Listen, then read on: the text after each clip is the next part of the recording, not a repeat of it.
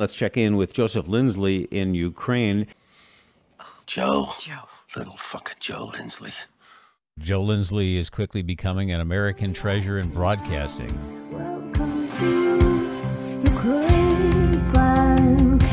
Joseph Lindsley is in Ukraine, and Joseph, as you know, United States and United Kingdom forces are busy with the Yemen crisis in the Red Sea, and meanwhile, the British Prime Minister visiting Kyiv. It's going to be hard to keep the focus on the war in Ukraine, isn't it?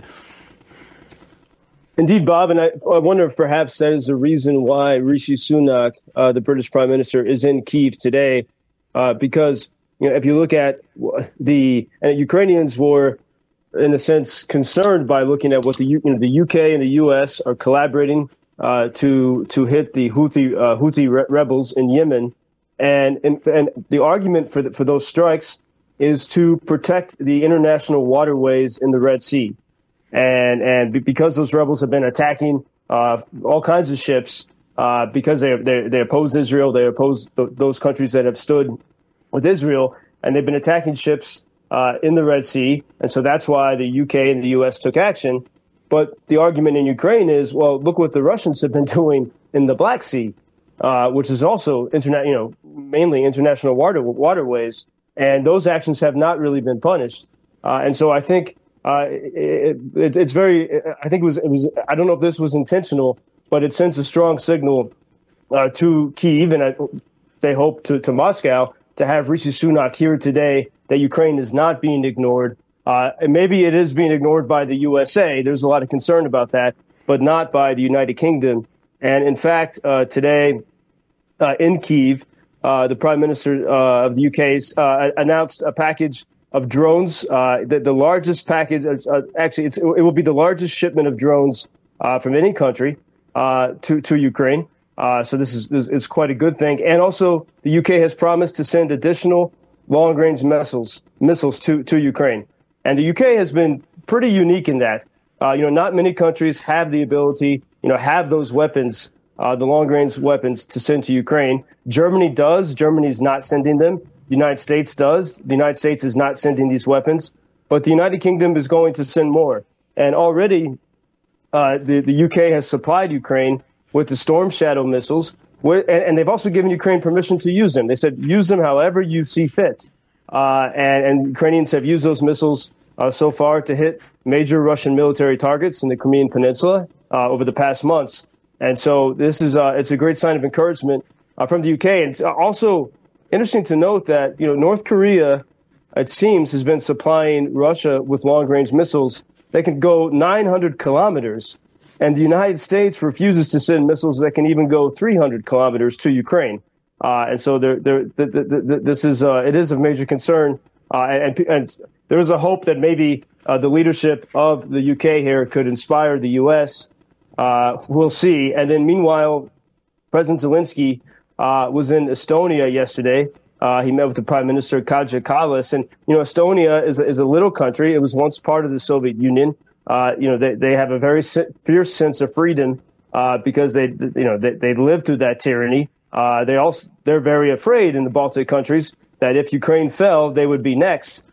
And so the Prime Minister, she gave President Zelensky, he's always wearing his trademark civilian green camouflage style uniform, and she gave him a green sweatshirt saying in the Estonian language, Kaitsatanya, which means protection. And showing the sense of gratitude from those little countries, gratitude to Ukraine, because often we think, Ukraine has to show gratitude to the world, but those neighboring countries are very grateful to Ukrainians for fighting so that the fight doesn't come to their borders. Yesterday, we were talking about South Africa's charges that Israel is committing genocide. And thanks to one of your posts that I read, Joseph, I learned that the term genocide was actually coined by a Jewish Lviv lawyer. And he certainly knew what genocide was, didn't he? Yeah, and in fact, both the term genocide and crimes against humanity were both of those terms were coined by Lviv lawyers, two different lawyers. Lautenberg and I forget the other guy's name. But in the late 1930s, Lviv was a major Jewish city in Europe, and it was also an intellectual and university city. And when World War II ended, everyone was figuring out, okay, how do we try to make this, a never again situation, which we see that these things do happen again and again. But there was a movement with the United Nations Genocide Convention to make sure that those who were trying to wipe out an entire race would be held accountable, and with hopes that this would not happen again.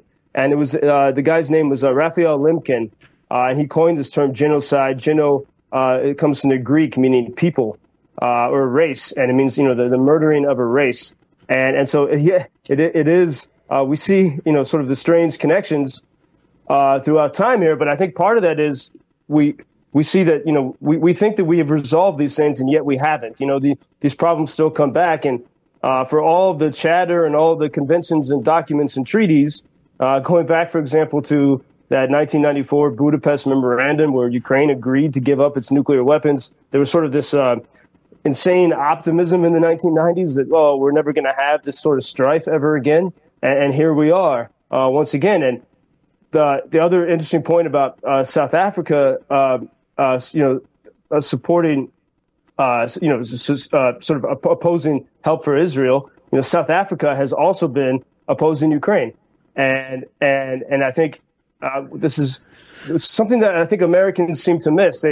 Americans who support Israel, many of them tend to be very skeptical of Ukraine, and it's sort of mystifying here, over here to understand that. But when you look at the world outside of the U.S., the lines are very clear. The countries who support Russia oppose Israel, and the countries, those who support Hamas, tend to support Russia.